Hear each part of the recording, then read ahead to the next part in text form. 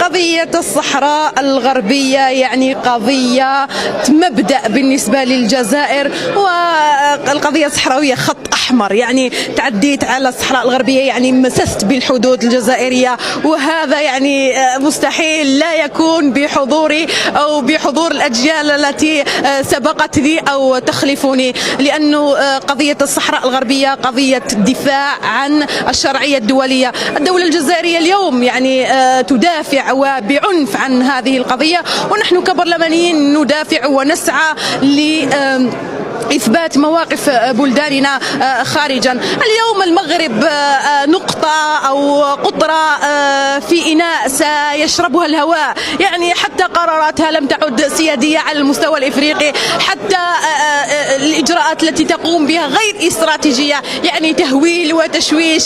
الجزائر مواقفها ثابتة أمام العالم، وكل العالم شاهد على ذلك.